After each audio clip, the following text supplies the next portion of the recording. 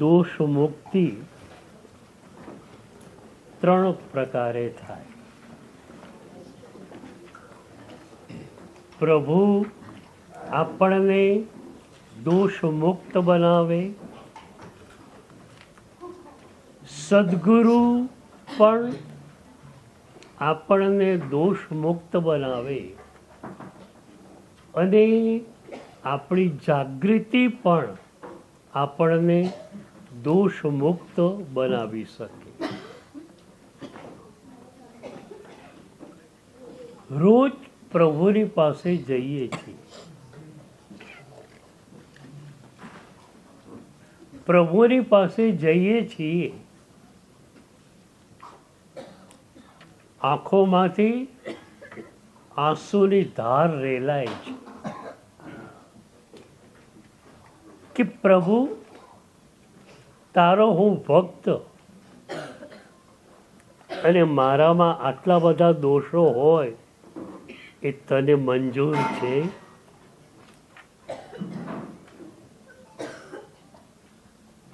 પ્રભુને અને સદગુરુને તમે ચેલેન્જ મારી શકો છો. તમે કહી શકો છો કે ગુરુદેવ, હું તમારો ભક્ત, મારામાં આટલા બધા દોષો છે, તો મારે શરમાવાનું કે તમારે શરમાવાનું?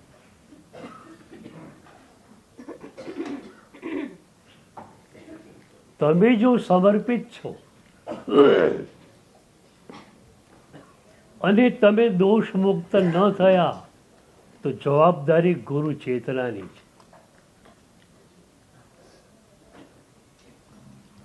જેટલા વ્યક્તિત્વો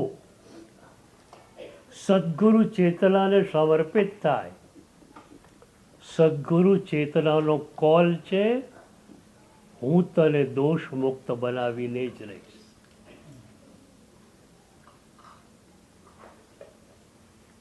અગણિત જન્મોની શૃંખલામાં કેટલા બધા સદગુરુઓ મળ્યા, કરુણામય સદગુરુઓ, પ્રેમાવતાર સદગુરુઓ મળ્યા, પણ એ આપણને દોષ મુક્ત ન બનાવી શક્યા. કારણ આપણે એમને સમર્પિત થયા નહોતા. તમે હોસ્પિટલમાં એડમિટ જ ન થાઓ તો નિષ્ણાત ડૉક્ટર પણ શું કરે?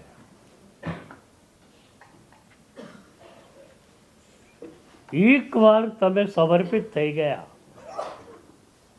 તમે નિશ્ચિંત બની ગયા.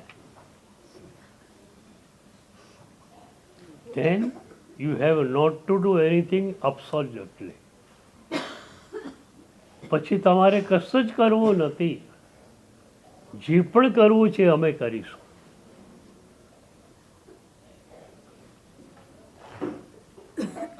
સદગુરુઓની આપણને દોષ મુક્ત બનાવવા માટેની ઘણી બધી થીમ્સ હોય છે. મારા પર સદગુરુએ શું પ્રયોગ કર્યો એની વાત કરું. મને દોષ મુક્ત બનાવવા માટે સદગુરુએ મને ગ્રંથ ગુરુ આપ્યા અને ગ્રંથ ગુરુ દ્વારા મારા દોષમાંથી મને મુક્તિ અપાવી. 25 વર્ષની મારી ઉંમર, સ્વાધ્યાયનો રસ ખૂબ, પૂર્વનું પશ્ચિમનું વાંચ્યા જ કરતો હોઉં. મારા ટેબલ ઉપર ઢગલાબંધ પુસ્તકો ખડકાયેલા હોય, પણ જેમ જેમ વાંચતો ગયો તેમ અહંકાર પ્રબળ બનતો ગયો. એક પ્રવચન આપું અને 10 પુસ્તકોને રેફર કરું, એટલા માટે કે મેં કેટલું બધું વાંચ્યું છે એનો લોકોને ખ્યાલ આવે. ગુરુદેવ બહુ જ પ્રેમાળ હતા મારા માટે, અત્યંત પ્રેમાળ. એમણે જોયું કે યશો વિજય અહંકારની ગર્તામાં જઈ રહ્યો છે. ગુરુનો પ્રેમ અભિવ્યક્ત થયો.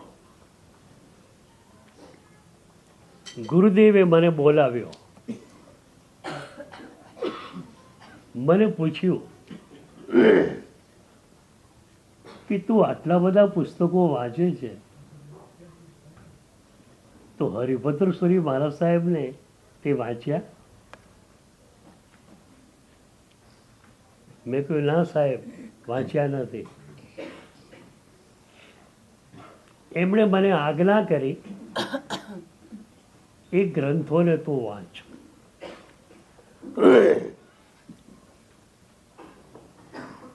સમર્પણ તો હતું જ.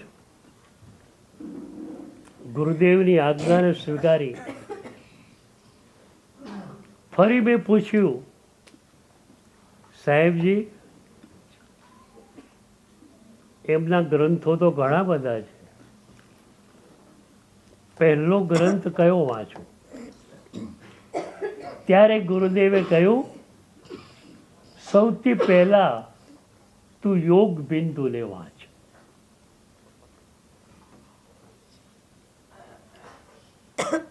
તમને અત્યારે ખબર છે કે યોગના ગ્રંથો વાંચવાનો ક્રમ આખો અલગ છે. યોગ શતક, યોગ દૃષ્ટિ, યોગ વિંસિકા અને છેલ્લે યોગ બિંદુ આવે. મને ગુરુદેવે સૌથી પહેલો યોગ બિંદુ ગ્રંથ આપ્યો.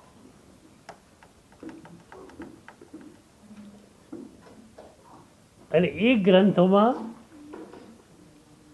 છેલ્લે આવ્યું, વિદુષામ શાસ્ત્ર સંસાર સદયોગ રહિતાત્મના. યોગનું ચક્ષુ તમારું ખુલ્યું નથી તો શાસ્ત્રોનો પણ સંસાર તમારી પાસે છે. હું ધ્રુજી ઉઠ્યો. મને થયું કે મારી પાસે શાસ્ત્રોનો સંસાર જ છે. એ એક અડધો શ્લોક પણ એણે મારી દૃષ્ટિ આખી ખોલી નાખી.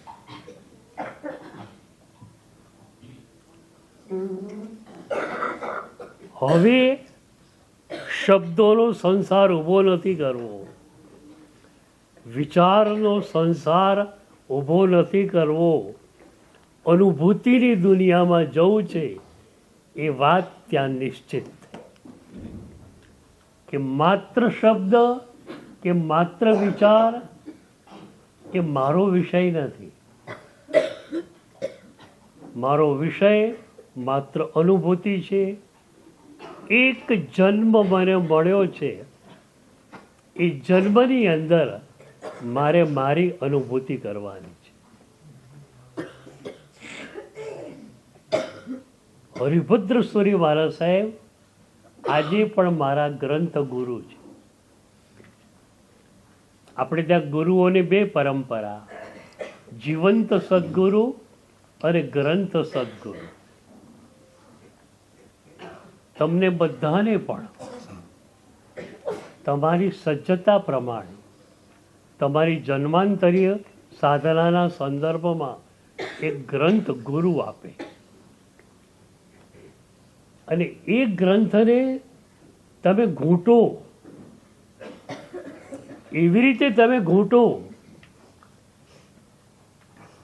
કે જન્મો સુધી એ ગ્રંથ તમારી જોડે. એક સદગુરુ વાચન આપતા હતા. ભિન્ન ભિન્ન ગ્રંથો ઉપર, ક્યારેક અધ્યાત્મ સાર, ક્યારેક અધ્યાત્મ બિંદુ. એકવાર વાચના આપતા આપતા ગુરુદેવે શિષ્યોને પ્રશ્ન કર્યો કે આ બધા જ ગ્રંથો એક જ કક્ષાના છે અને બધા ગ્રંથોએ એક જ વાત કહેવાની છે કે પરમાં ન જાઓ, સ્વમાં જાઓ. તો પછી હું તમારી સામે વાચના આપું છું ત્યારે ભિન્ન ભિન્ન ગ્રંથોને કેમ પસંદ કરું છું? એક જ ગ્રંથના ઊંડાણમાં તમને કેમ નથી લઈ જતો? વાત તો બરોબર હતી. દરેક ગ્રંથો જે ઊંચી કક્ષાના છે એણે કહેવાનું એક જ છે, સ્વની અનુભૂતિ કરો. તો ભિન્ન ભિન્ન ગ્રંથો ઉપર વાંચના શા માટે? શિષ્યોને થયું કે પ્રશ્ન મજાનો છે પણ જવાબ આપણી પાસે નથી. એટલે શિષ્યો ગુરુના મુખ સામે જુએ છે અને ત્યારે ગુરુએ કહ્યું કે તમે બધા નવા નિશાળિયા નથી, જૂના જોગી છો. આ તમને પણ હું કહું છું, યાદ રાખો. ઉપદાન કરવા આવ્યા છો, શ્રામણ્યને પાળી રહ્યા છો, તમે કોઈ નવા નિશાળિયા નથી. જન્મોની તમારી સાધના છે તો જ આ સાધના તમને ગમે છે. તમે કેવી કરો છો સાધના એ 2 નંબરની વાત છે. સાધના તમને ગમે છે એ તમારી જન્માંતરીય સાધનાની મૂડી છે. સાધના ગમી ગઈ એટલે પાસ થઈ ગયા. કરાવવાની પછી અમારે છે. તમને જો પ્રભુની સાધના ખરેખર ગમે છે, તમે બધા 100% પાસ. બોલો, ગમે છે? સાબુ કેમ ગમે? ડિટર્જન્ટ પાવડર કેમ ગમે? કે એનો રંગ સારો હોય છે માટે નહીં, એનો સ્વાદ કઈ સારો હોય છે? સાબુને ખાઓ તો સારો કેમ? એ કપડાને શુદ્ધ કરે છે. પ્રભુની સાધના શું કરે? તમને દોષોથી મુક્ત બનાવે. તો સાધના ગમે છે? ગમે છે?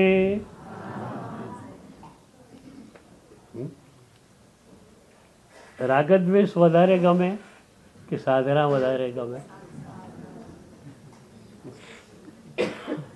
સાધના એટલે આજ્ઞા, બરોબર? આજ્ઞા વધારે ગમે કે ઈચ્છા વધારે ગમે? હા, બોલો.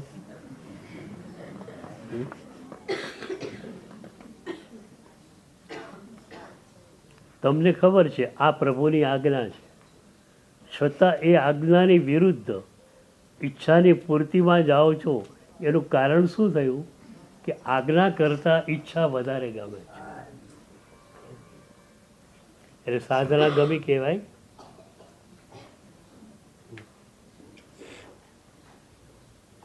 આણા એ ધમ્મો. ધર્મ એટલે શું? આજ્ઞા. સાધના એટલે શું? આજ્ઞા પાલન.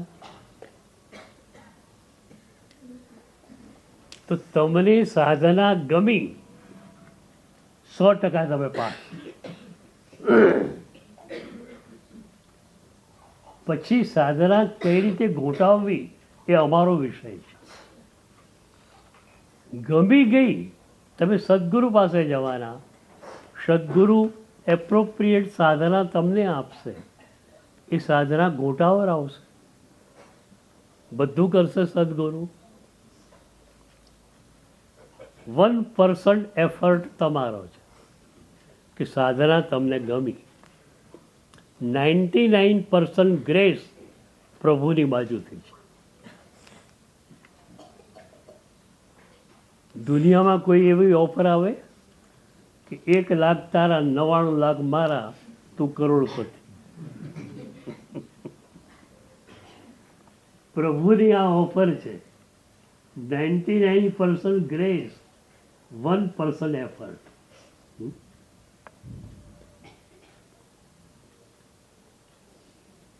તો સાધના ગમી ગઈ, તમે સાધનાને મન આપ્યું, પ્રભુને મન આપ્યું, એ તમે પાસ થઈ ગયા. મન પ્રભુને અપાઈ ગયું ને, મન પ્રભુને અપાઈ ગયું છે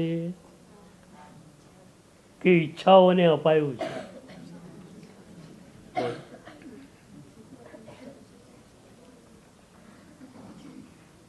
મન પ્રભુને આપવું છે. શરીર પ્રભુને આપી શકાય, પ્રભુની આજ્ઞાને આપી શકાય, સરળ છે. ઉપધારમાં બી લાગ્યું ને કે આ બધું સરળ છે. કાળ વખતે કામળી ઓઢવી, આ રીતે બહાર જવું, આ બધું સરળ છે. અઘરામાં અઘરું શું છે? મન પ્રભુને આપવું છે. આજે નક્કી કરો, મન સમર્પિત પ્રભુને, સદગુરુદેવને. કારણ કે પ્રભુની આજ્ઞા સદગુરુ દ્વારા તમને મળશે. તો ગુરુદેવે મને ગ્રંથ ગુરુ આપ્યા,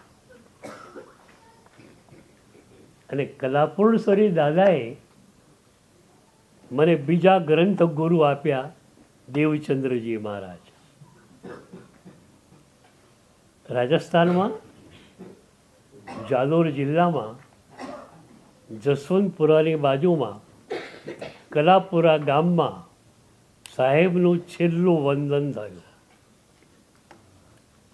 સાંજે ગુરુદેવના ચરણોમાં બેઠેલો. મેં કહ્યું, સાહેબ મારા માટે યોગ્ય હોય એ મને આપો. ત્યારે એમણે કહેલું, યશો વિજય, માત્ર દેવચંદ્ર 24ને તું ઘૂંટ છે.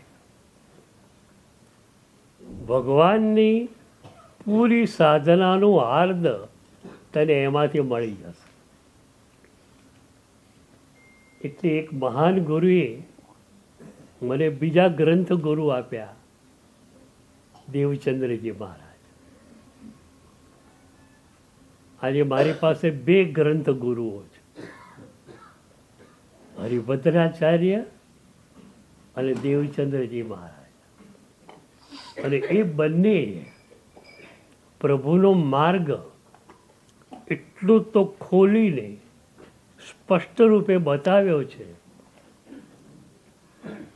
કે દુનિયાની બધી સાધનાઓ જોવા છતાં હું માત્ર અને માત્ર પ્રભુની સાધના ઉપર ઓવારી ગયેલો છું. તો પ્રભુ દોષમુક્ત કરે, સદગુરુ પણ દોષમુક્ત કરે. મારી પણ ટ્રીક આ જ છે. હું કોઈને પંચસૂત્ર આપું, કોઈને જ્ઞાનસાર આપું ગ્રંથ ગુરુ તરીકે. મને લાગે કે એનામાં અહંકાર વધારે છે, તો એવો ગ્રંથ આપું જેનાથી એનો અહંકાર ખરી જાય. મને એમ લાગે કે એનામાં રાગ વધારે છે, તો એવા ગ્રંથો હું આપું કે જેનાથી એનો રાગ ખરી જાય.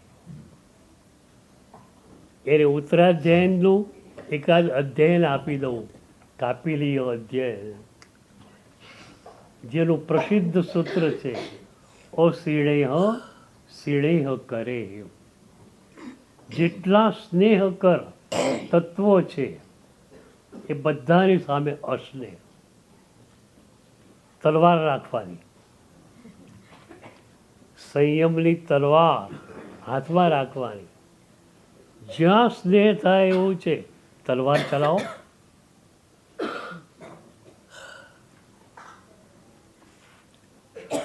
રામકૃષ્ણ પરમહંસના ગુરુ હતા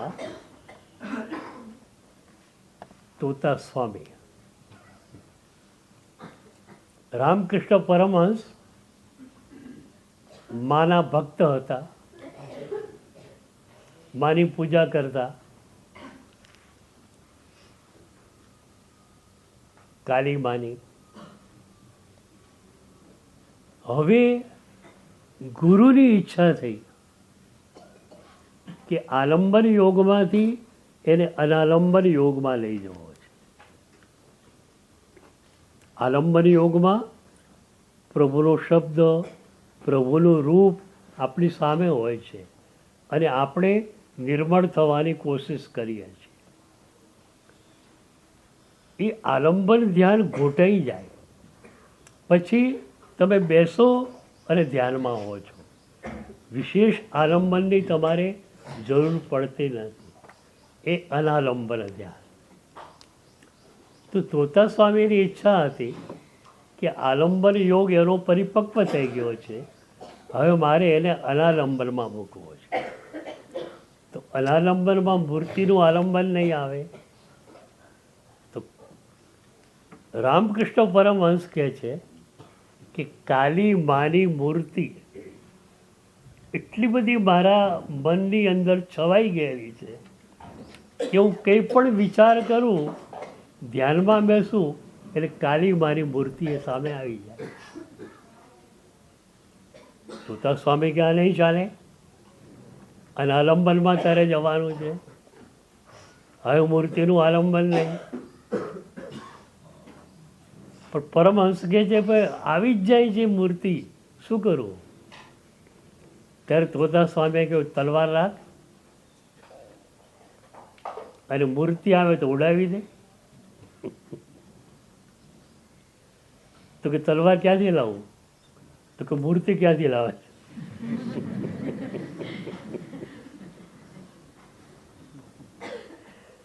તો તમારે પણ એક તલવાર રાખવાની. અસીણે કરે. જ્યાં પણ સ્નેહ થાય એવું છે તલવાર લગાવો. ચશ્મા ગમે છે, ગોલ્ડન ફ્રેમના છે, ફેંકી દો, ન જોઈએ. પ્લાસ્ટિકની ફ્રેમવાળા લાવો. દાંડીઓ તૂટી ગયો તો દોરી બાંધો.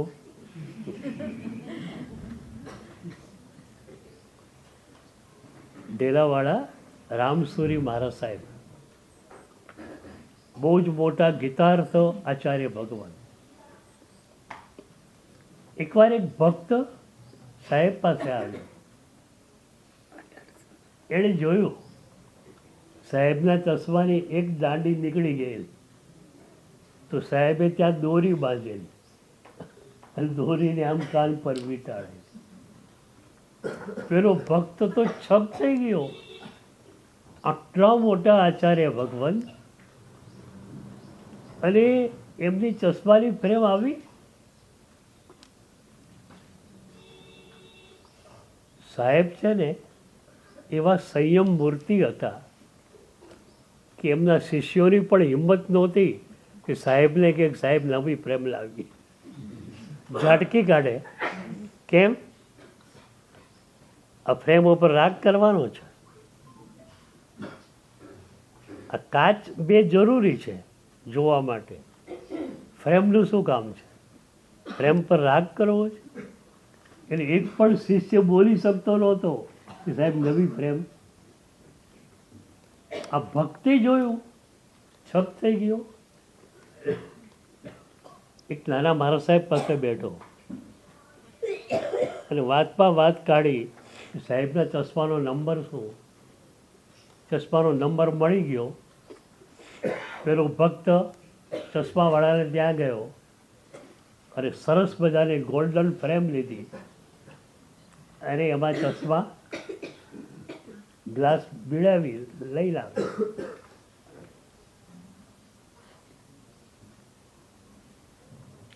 શિષ્યોએ કહેલું કે કે આ સાહેબ છે ને એ આવું કંઈ સ્વીકારતા નથી.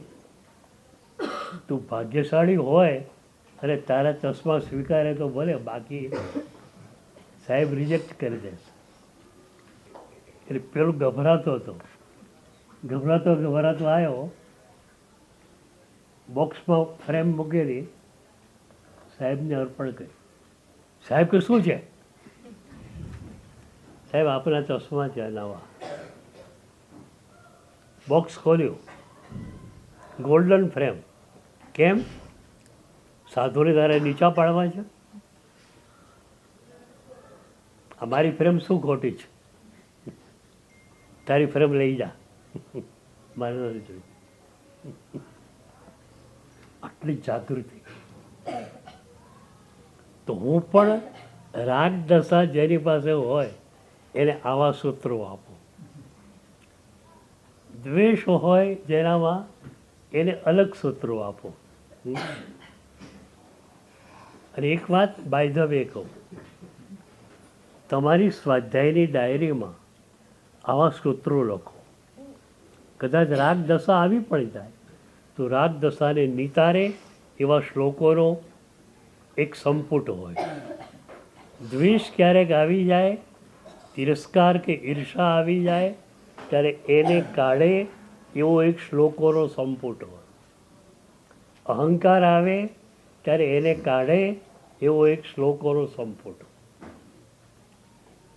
તો સદગુરુ તમને દોષ મુક્ત આ રીતે પણ કરી શકે, સીધી રીતે પણ કરી શકે. પણ મારા જેવો માણસ હોય ને, ગુસ્સે તો થવાનું નથી મારે, માત્ર પ્રેમથી કામ કરવાનું છે. અને એક વાત કહું, મને મારા પ્રેમ ઉપર બહુ શ્રદ્ધા છે.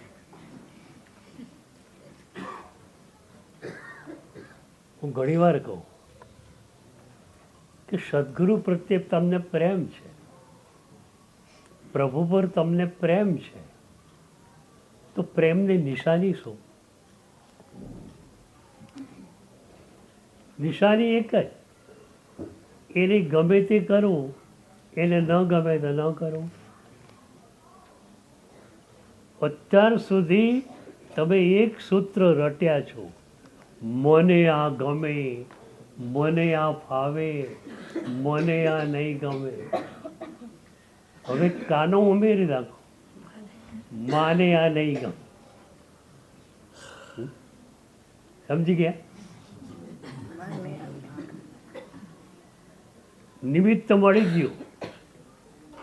ગુસ્સો મનમાં આવે એવું છે, તરત જ યાદ આવે, માને આ ગમશે, પ્રભુ માને, ગુરુ માને, હું ગુસ્સો કરું એ ગમે? માને ન ગમે તો નહીં કરવા. આપણા કવિ ઉષ્ણસ બહુ સારા કવિ થયા. એમણે પ્રાર્થનામાં લખ્યું, તમને અણગમતું ના કરીએ, એ જ અમારી પ્રીતિ, એ જ અમારી ભક્તિ. પ્રભુ, ભક્તિ એટલે ટોટલ સરેન્ડર છે, પણ ટોટલ સરેન્ડર મારી પાસે નથી. મારી પાસે ભક્તિ આટલી જ છે, તમને અણગમતું ના કરીએ, એ જ અમારી પ્રીતિ, એ જ અમારી ભક્તિ.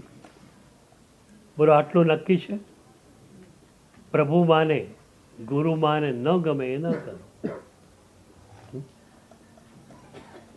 ગમે એ કરવાનું, ન ગમે એ નહીં કરવાનું. તો સદગુરુ તમને દોષ મુક્ત કરે. મને આ પ્રેમ પર વિશ્વાસ છે કે એવો પ્રેમ તમને મળે પ્રભુનો, એવો પ્રેમ મળે સદગુરુ ચેતનાનો, અને એનાથી હૃદય ભરાઈ જાય. દોષો રહે ક્યાં? ક્યાં રહેશે દોષો? તમે જગ્યા જ નહીં રાખી હોય તો. તમે બી ઉસ્તાદ છો. સાહેબ વાંધો નહીં, પ્રભુનો પ્રેમ થોડો રાખશો, થોડો તમારો પ્રેમ બી રાખશો, બાકી 80%માં 90% તો પેલું છે જ પાછું.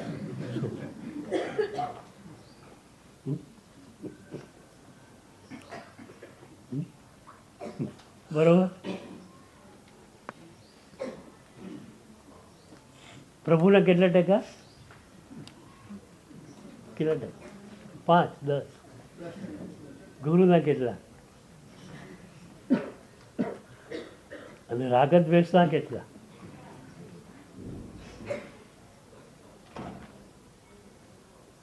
તો એક સદગુરુનો પ્રેમ મળી ગયો, પ્રભુનો પ્રેમ મળી ગયો, પ્રભુને ન ગમે એવું ન કરીશ તો પ્રભુ પણ તમને દોષ મુક્ત બનાવે, ગુરુ પણ તમને દોષ મુક્ત બનાવે. એક વાત હું વારંવાર કહેતો હોઉં છું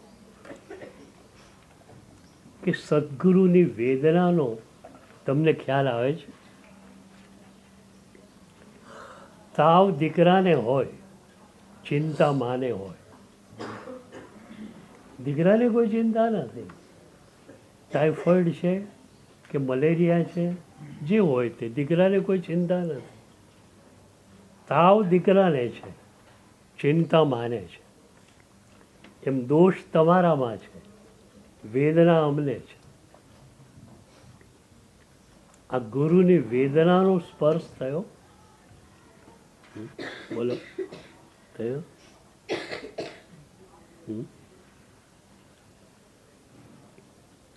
તમારા કારણે ગુરુ પીડિત હોય એવું બને?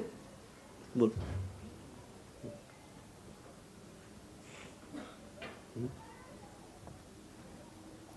તમારા પ્રત્યે પ્રેમ છે અને એટલે તમારી ભીતર આ દોષોનો તાવ આવેલો છે, એની ચિંતા અમને છે, એની વેદના અમને છે, એની પીડા અમને છે. તો ગુરુની વેદનાનો તમને ખ્યાલ આવે ને તો પણ તમે દોષ મુક્ત બની જાઓ.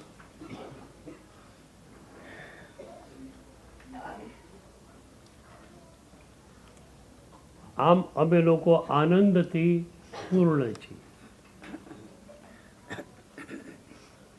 પણ બીજી બાજુ વેદના પણ એટલી છે.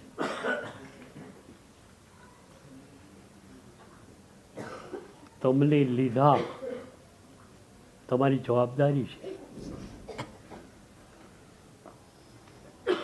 અને એથી કરીને તમારામાં દોષ હોય એની વેદના અમને છે.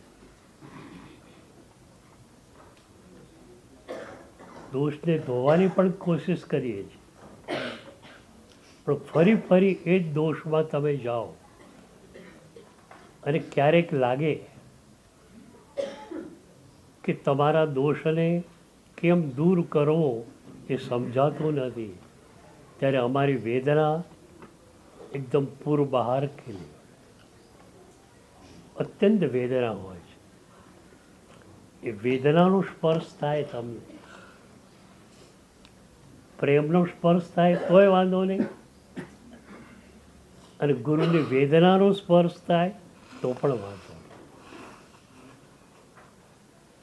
પણ આ બંને સ્પર્શો તમને દોષ મુક્ત બનાવી શકે.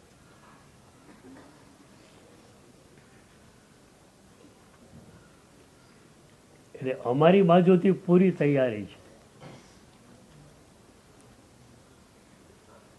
તમારી બાજુ શું છે બોલો?